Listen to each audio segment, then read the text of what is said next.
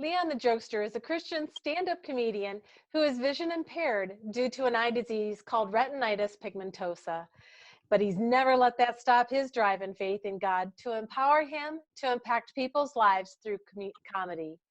Leon the Jokester has been featured on various TV shows and podcasts this last year and has so much to release to the world in 2020. Let's talk to Leon the Jokester today on Live with Trisha.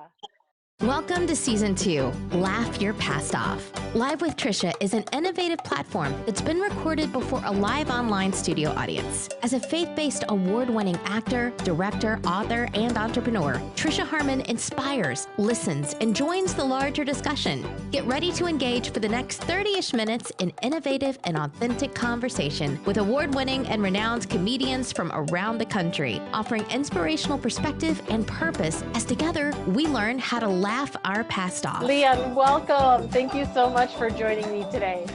Thanks, Trisha, for having me. Well, this is exciting. You are not in the Mitten State, though, so we're a little time zone difference. We've got 1 hour between us. Tell us where you are from. Tulsa, Oklahoma. Yes, that's where we are at currently, and we've been here for about 10 years now, just doing ministry, and a total of like 15 if you add the ORU days of college. The ORU is Oral Roberts University, correct? Yes, correct. And so what was your major in at ORU? Mass media, print journalism.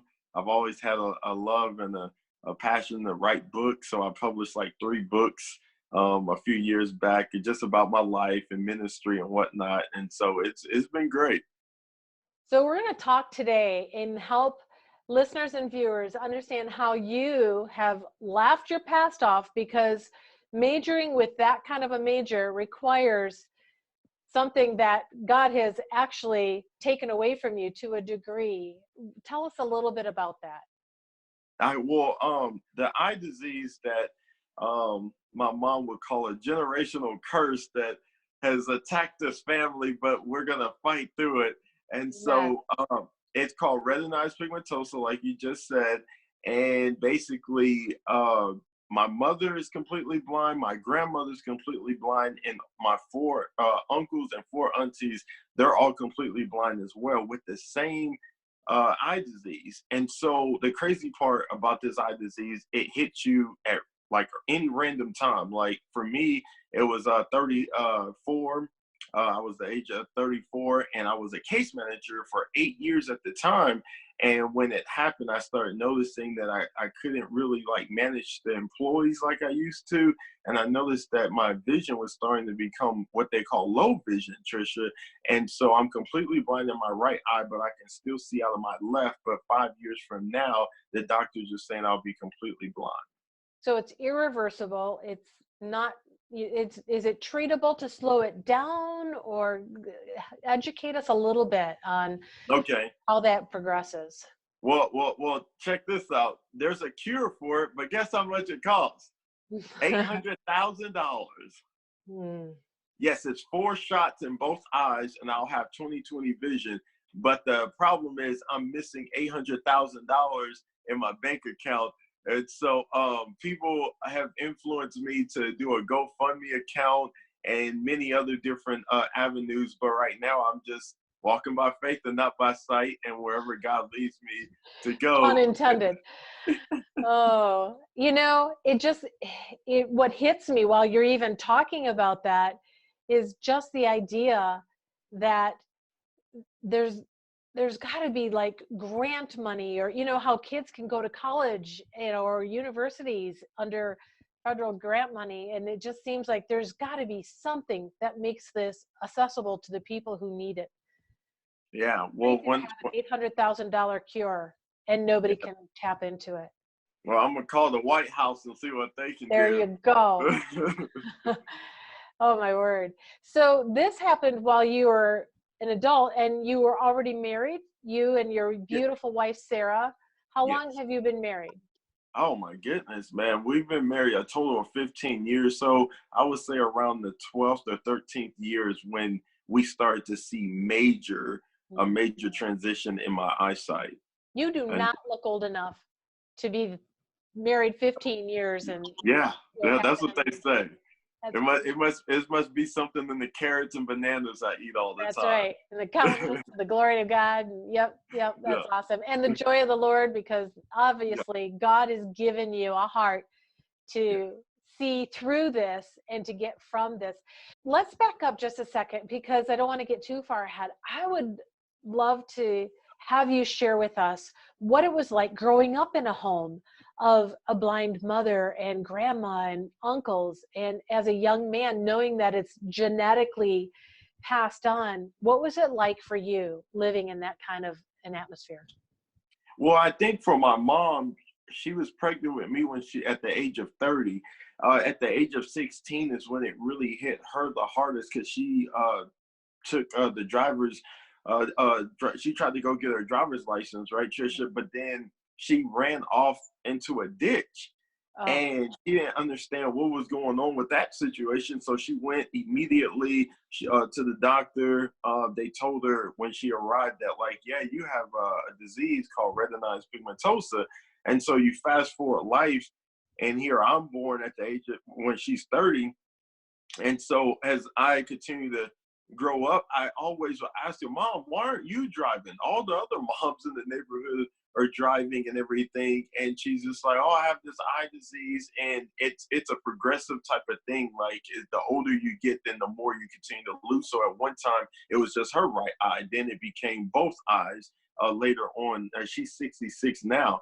And so through all of those years, just like having to get on the transit bus. Oh, I hated that, Trisha. It's like everybody else could go with their moms in the cars and stuff, but it was cool. We worked through it. My dad, not like my dad's fine. He served 20 years in the military. And so just being there and him being involved in our lives and stuff, it was just like, okay, we're going to get through this. The Purley family is going to get through this. But one thing that stuck out the most with my mom with the eye disease was that she never used the cane. She never made excuses. She never went to classes to try to help.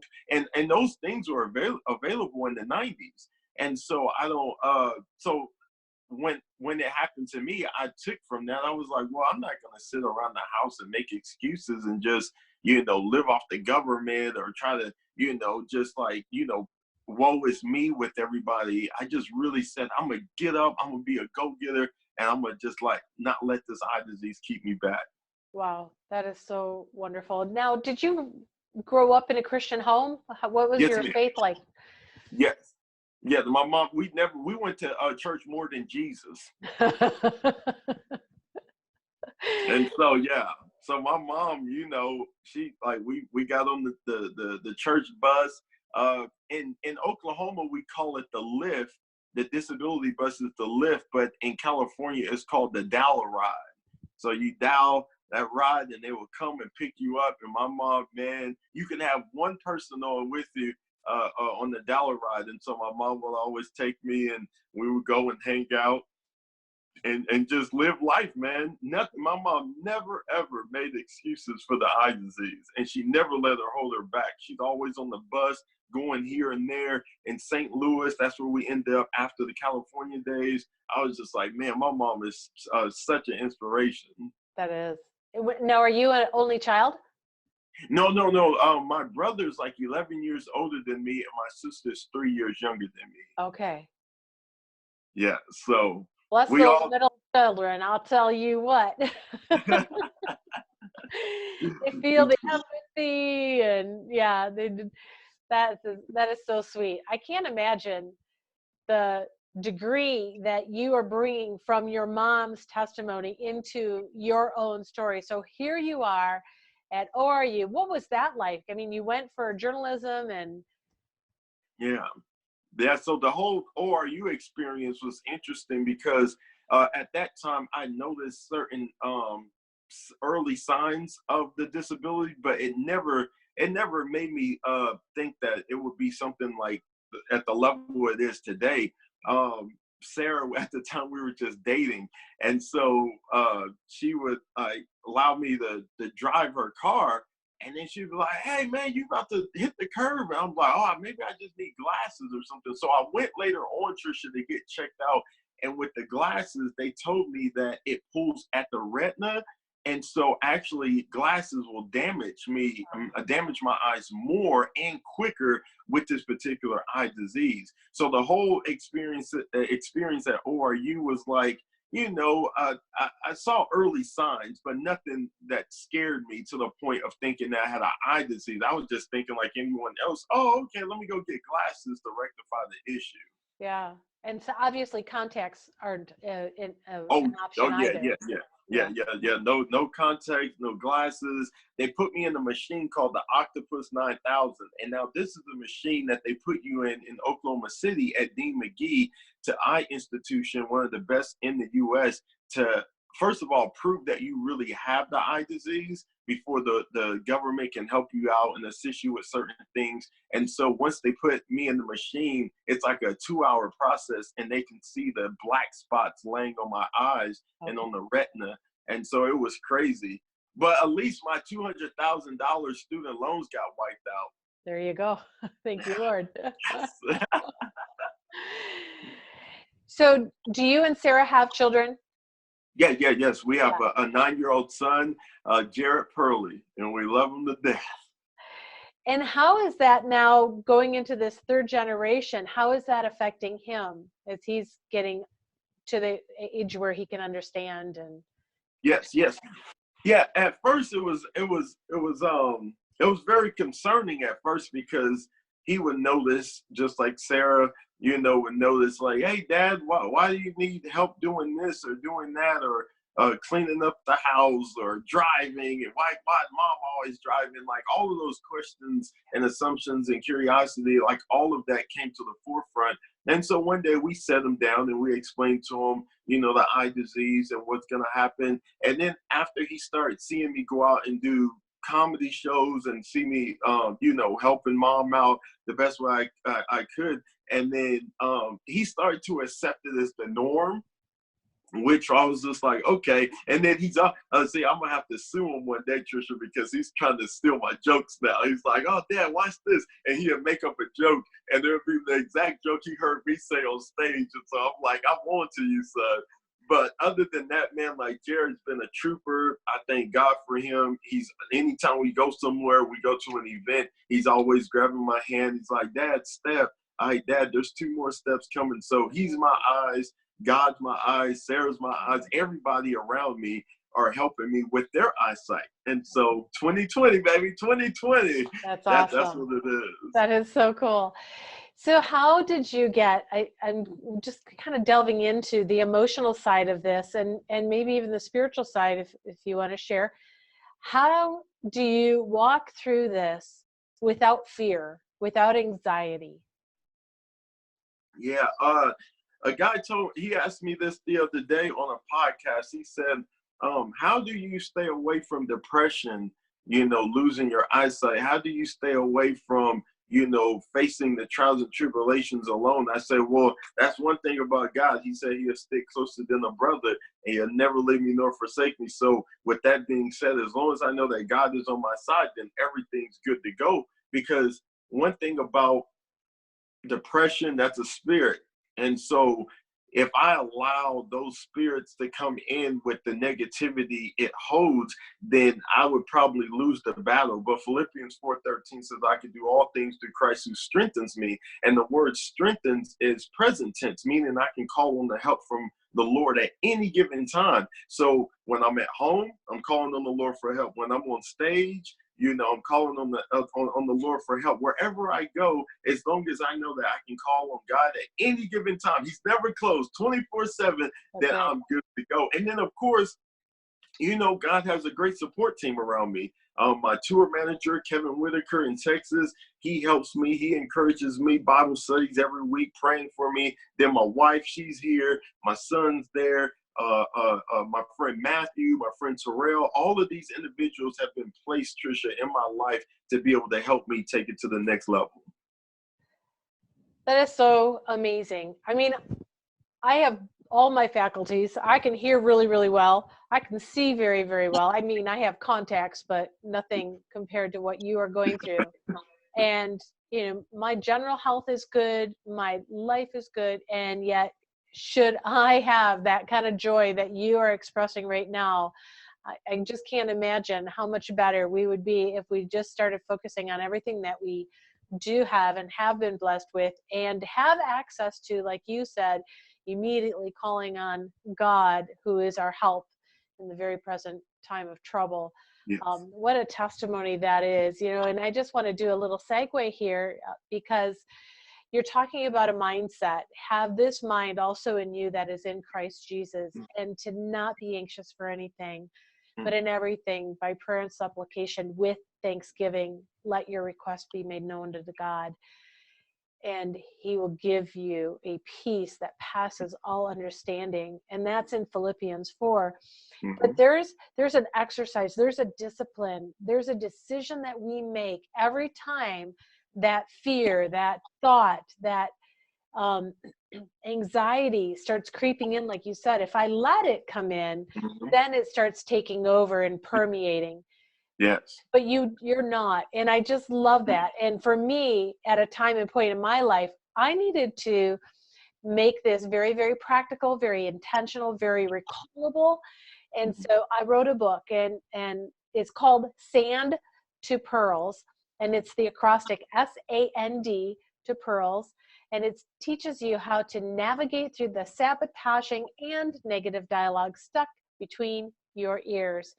This book will inspire you with biblical principles, plus equip you to take every thought captive to the obedience of Christ, even under a minute once you get the discipline locked and loaded. The innovative method will help you never forget how to navigate and transform every thought. And you will also be able to apply each step immediately.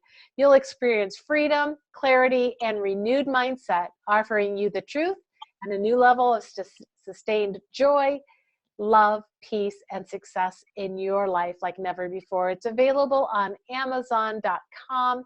Go to Sand to Pearls, use the acrostic, go over to livewithtricia.com/resources, and you will find that link to the book as well. Well, Leon, as we kind of transition now into how this became part of your message, became your career choice, what were the stepping stones that led you into comedy? How did that all transition?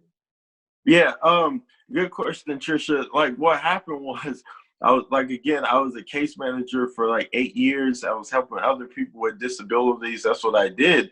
And so when I ended up with the disability, it came out of nowhere. I didn't even see it coming. It was kind of like, wow, okay, what am I going to do next? You know, I have a wife, I have a son, you know, I'm the provider. Like, what's going to happen next, Lord? And so I found out about a comedy school that lasted for like 6 weeks. It was like $150. I contacted the comedy club, and I took the class. And mind you, this is all during the season of me stepping down and wondering, okay, what am I going to do for work? So I went through like 2 temp agencies. After they caught on to the fact I wasn't able to do the job, I was like let go within 3 to 4 business days. I'll never forget that. How It was a few discouraging. jobs. Yeah. It was crazy. But you know, when I was there, I still would go outside and practice jokes and then for my hour lunch break, and then I would come back inside. And then 3 days later, I'm laid off. I felt like Will Smith in The Pursuit of Happiness No movie. kidding. And so, I can imagine. yeah, it was crazy. But you know, a lot of times when I'm doing interviews and whatnot, Tricia, a lot of times the question is like how did you face the trials and tribulations in the beginning, and then there was the success? Mine was flipped around. Immediately when I found out that this was going to happen and it was happening to me, and I put in my 2 weeks notice, and then the news stations came out. So immediately I'm on TV. So this is not supposed to happen, right? So I'm on TV.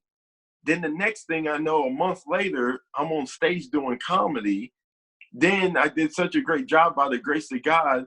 The next month, I created my first comedy tour. So I don't even, to be honest with you, in the last 3 years of doing comedy, I don't even remember a moment where I had time to sit in the corner and say, oh yeah, I have an eye disease. What do I do next? My career has just been like just crazy, like for God. And I feel like God moved in at the perfect time to be able to say, hey, we don't have time for the spirit of depression, the spirit of chaos, the spirit of letdowns and setbacks. We're just going to go ahead and go impact the people. I'm like, oh, but God, give me a second to look at the eyesight. No. Walk by faith, not by sight. We're going to impact the people. So before I knew it, I was like, we're on stage. And then the next week, I don't have time to think about it because we're on stage again. And before I knew it, other comics are calling me, hey, how can I be on tour with you? And how can I do this? And how are you doing this? And how are you over here, over there? And long story short, it's been nothing but the grace of God that has been elevating, and I give him all the credit. And yeah, so stay inspired, everybody, no matter what you go through. James 1:2 says, dear brothers and sisters, rejoice whenever you face trials of any kind. And Nehemiah 8:10, the joy of the Lord is my strength. And as long as you continue to let the Lord be your strength, and then everything's going to work out. And I know that sounds crazy to a lot of people standing outside the church looking in like, oh, who's this person you're serving? It's Jesus Christ who gives me strength no matter what I'm going through my ups and downs. And yeah, that's what we're going with. Isn't it crazy, Leon? Because we in America, and I'm guilty, and I'm throwing myself under the bus here, almost feel entitled to the pity party. Yeah. Like, we want our right to wallow in our doom and gloom, our disappointment or disadvantage or offense or whatever that happens to have hit us. We almost want to step into that because we deserve to feel sorry for ourselves and to cast blame and doubt and confusion. And you know, what an amazing paradigm shift concept. I love it. And thank you, Lord, that you just let God carry you through. And that's exactly what he does. He comes and he undergirds you. And, in my own life, there was a point, and I've shared this a couple times, where God told me, I'm not doing this to destroy you, but to authenticate you for ministry or for what I have planned for you. And, God really does use the battles in our lives to bring the glory to his name. And if we'll just get out of the way, not make it all about us, you're convicting my heart right now, Leon. Well, so as you started this new career, who were some of the people that, I love the quote that, you're standing on the shoulders of giants. Who are some of the giants that came along and gave you that lift up? Yeah, I would say, God, of course, and then my wife, very great support factor. The biggest mentor in my life is my tour manager, Kevin Whitaker. If it wasn't for God allowing us to cross paths like 10 years ago, he was doing like he had a Christian record label, Meekness Music Group. And then as time progressed, we just stayed in touch for 10 years straight. And that's pretty uncommon these days. Like most people, they're friends in one season and you never hear from them again. But man, I thank God for Kevin because, man, he calls me every day to check on me. He lives in Texas, but man, if he lived in Oklahoma, we would be hanging out and all that good stuff. But man, in Texas, like he still calls. We have Bible study every week. And that's what I told a lot of people in the past, Trisha, is that I don't want to work with people in comedy just to do comedy. I actually want to build friendships through comedy. And so a lot of times in the past, people would like call just to want to like do shows. And I was just thinking, like, nobody has ever called me and said, hey, you want to fellowship and do Bible study on the phone for a year? Don't even do a show or anything. And so with Kevin, it wasn't like, hey, Leon, let me link up with you and get money off of your success. Let me do this, let me do that. Like, the dude is Shirt like tail identical friend. to me. He's a real genuine friend, man, and I thank God for him. Done deal. I think there's a real difference between a shirt tail friend and a spirit-filled friend. Yeah, And you soon find out the difference between the yeah, two, because like you said, the relationships can either go broad or they can go deep. yeah. And thank God for Kevin in your life. So what was the first gig? Do you remember that? Yeah. It was in 2018, December 2018, at the Looney Bin Comedy Club, and I had rehearsed my jokes. It was about 2.5 months I had to prepare for 4 minutes. And I remember I invited a lot of people out. They came out to support. The show is still on my website, leonthejokester.com. And man, Trisha, they called me up. And when you see the video on my website, you will notice that there was like a 2 to 3 second pause. And I can remember what was going through my mind in that moment. It was like, Leon, you're here. It's time to open your mouth and speak to the crowd, or else it's over. And so as soon as I heard that, I was like, it's showtime. And then I guess me playing out of that worked because people thought it was part of the act. Because in comedy, you only have like a second or two to be quiet, and then they'll think something is wrong, the crowd. So that moment played perfectly into me breaking out, and I remember nonstop laughs. And after that, it was a seed planted for me to continue to do it. It's interesting because the authenticity of it actually was the one thing that became your catapult to really get into it. So yeah, and that's what they say: don't run from fear, run through it. So that's Yeah. cool. That's cool. And so even with some of the shows, in the very beginning, they were tough for me. Like, I had 2 or 3 shows in the very beginning that were great. Like, I mean, we did a great job. But then the next 2 after that, I'll never forget. I bombed. It was really bad. I felt like a big black hole was like pulling me down, and I was like, oh my goodness, like, I'm supposed to be telling jokes, and like, I'm forgetting jokes, I'm forgetting material, and I felt like I was in quicksand. And I was just slowly dying while the crowd refused to reach their hands out and help me. And so I was like, what is going on? But after those 2 horrible performances, I told myself, from now on, this was 2 years ago, I told myself I will always project and never shrink back. So that's always my mindset on stage. Always project to the crowd and never shrink back. And so it's been working. And after that, a few people tried to talk me out of being a headliner, and so I used that as motivation to become a headliner. And so we went from doing 4 minutes to now doing 60-minute acts. Wow. Well, I want to get to that in just a second, but let me ask you, viewers and listeners, is this Live with Trisha show awesome or what? I'd love to have you stay on board with us. Become a cheerful giver. You can give at any level and receive the incentives according to that. Go over to Live with Trisha. Take advantage of all those incentives. Become a partner. Join us in keeping seasons like this on the air. Today's episode is underwritten by Noble Pearls Media, where inspirational creatives influence culture by representing leaders in ministry, media, and the marketplace. For your film, modeling, voiceover, keynote speaker, and career coaching needs, contact noblepearlsmedia@gmail.com. Wow, what an amazing story. And now, as we kind of are launching into what's going on now and what do you have coming down the pipe for 2020, it's exciting, and I can just see and feel the energy in your voice and in your face, and I'm so excited, and I can tell that you are really geeked up about it too. So as you are perhaps dealing with the progressiveness of your disease, how is it ramping up 2020? Okay, so 2020, perfect vision, right? That's I should do some campaigning this year because it's time to vote anyway. You but can't get any better marketing than that. I'll say.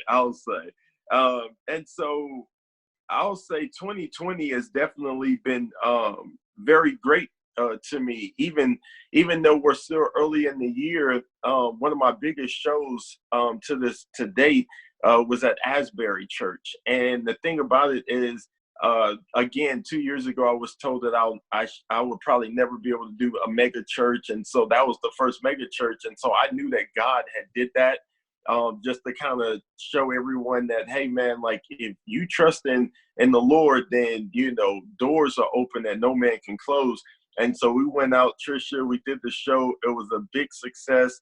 I'll have it available to people in like another 2 weeks, the footage and everything. And then I was just recently booked to do a 2-day conference at a church coming up in March. And so it's just basically, long story short, as long as I keep God first and the success is there, I don't do this for the fame or the fortune. I do this all for the glory of God. And I have a ultimate model that the Holy Spirit gave to me personally. He said, Leon, whether you do 1 show or 10 shows or 100 shows, it's all for the glory of God. And the reason why I keep that at the forefront, because in the entertainment industry, a lot of times people think that it's about quantity, and it's really quality. Quantity will says, Leon, you need 40 to 50 shows to show social media that you're successful. But for me, it's more of, hey, if I could do 5 shows with quality, high quality, and show everyone that God is in the midst of everything that I'm doing,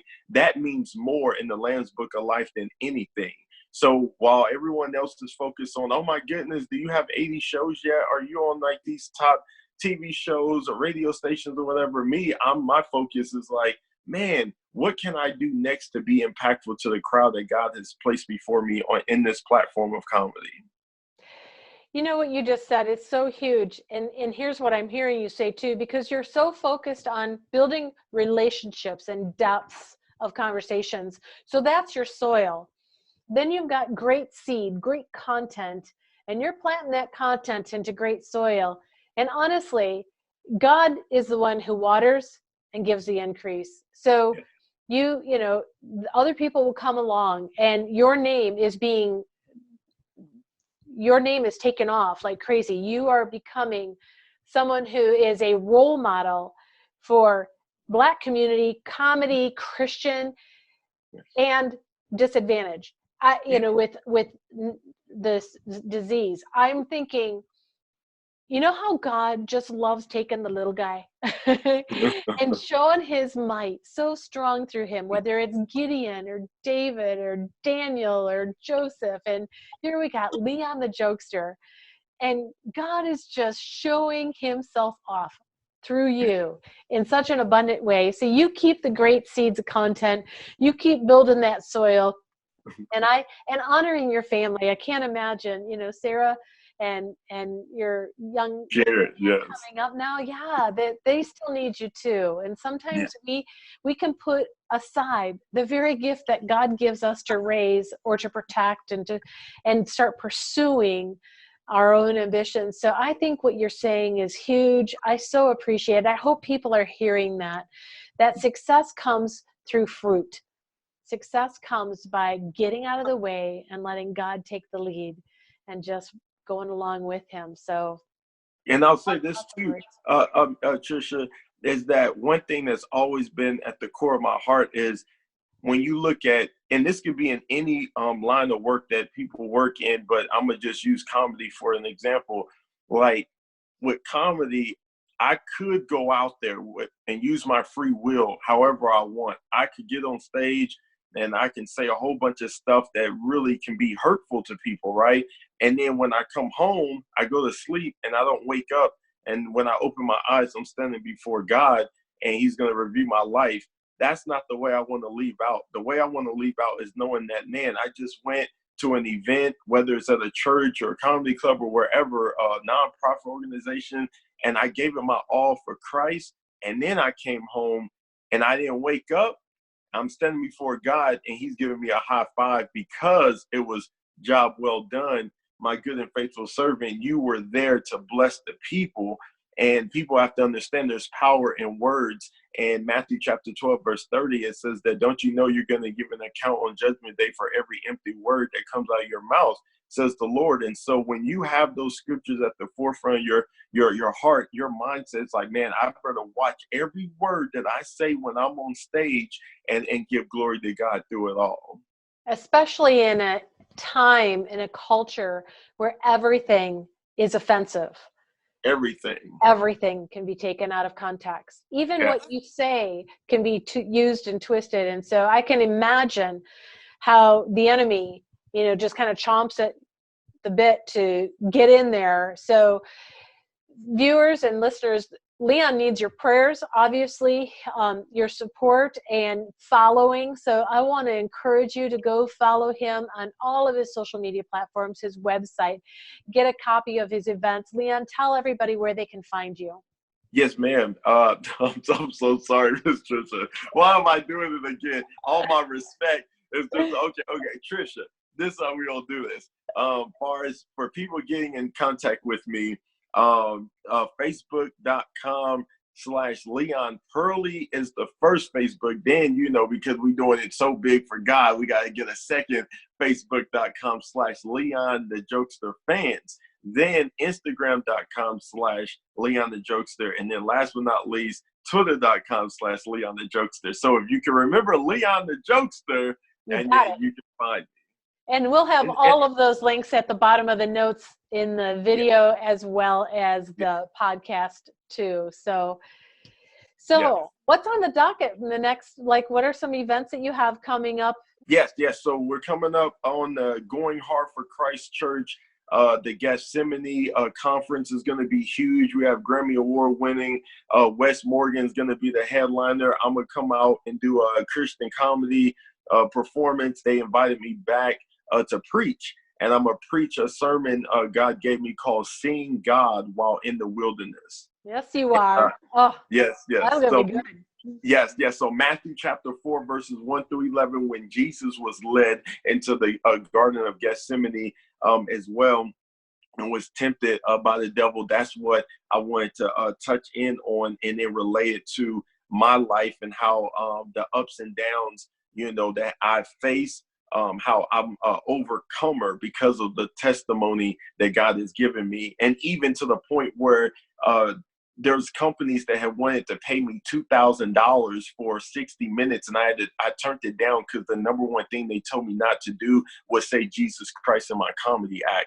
And I said, I can't remove Jesus, because if I remove Jesus, then I have nothing to live for.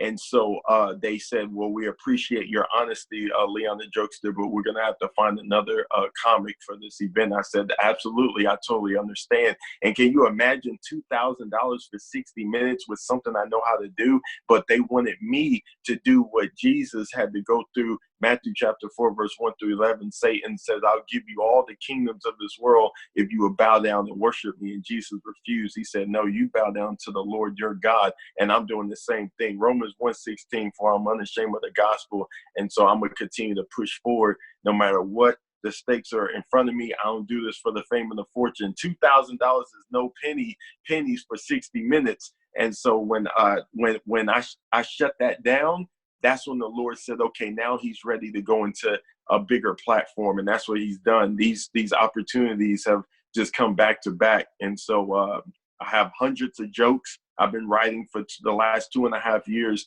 So I'm just like walking in my destiny, Trisha. Yes, you are. You can tell. I love it. Leon, this went fast. I can't believe that we're done. But I want to thank you so much. And I love your wife, Sarah, and just so appreciate the sweetness of her spirit. And I know she has got your back. And I can't even imagine how sweet it's going to get more and more as you guys walk in oneness and continue, like you said, walking out your destiny. So Lord bless you. Thank you so much for your time. And we just pray. And you know what? We're going to pray that God opens up the windows of heaven and pours out an $800,000 blessing. Because you know what? All things are possible through him. So thank you again. So appreciate you. Thank you, Trisha, for having me. Well, folks, if you have enjoyed this time with Leon, again, head on over to his platforms. Make sure you follow him on Facebook, Instagram, Twitter, under Leon the Jokester. I'm Trisha Harmon, and this is Leon the Jokester, and you're watching or listening to Live with Trisha, a production of Noble Pearls Media. Thank you for listening and watching to this episode. Make sure you're getting notifications on our YouTube and other platforms so you won't miss next week's episode. It's going to be another amazing comedian, so you don't want to miss it. Follow, share, and please leave a comment. Thanks again for watching. Join us back here, Live with Trisha, where together we laugh our past off, because after all, laughter is the best medicine. God bless. Wasn't that a great episode of Live with Trisha? Be sure now to follow, share, and please leave a comment on our social media platforms using the handle Live with Trisha. You can make more seasons and episodes possible. Become a cheerful giver. Experience the joy of giving back at any level by linking to livewithtrisha.com/partners. Let us know how this is impacting you in your daily walk. Have a question or suggestion? Drop us a line. info@livewithtrisha.com. Join us next week for another amazing episode of Live with Trisha, where together we learn to laugh our past off. Because after all, laughter truly is the best medicine. So go ahead and over-medicate yourself with it today. I'm Misty Jordan. God bless.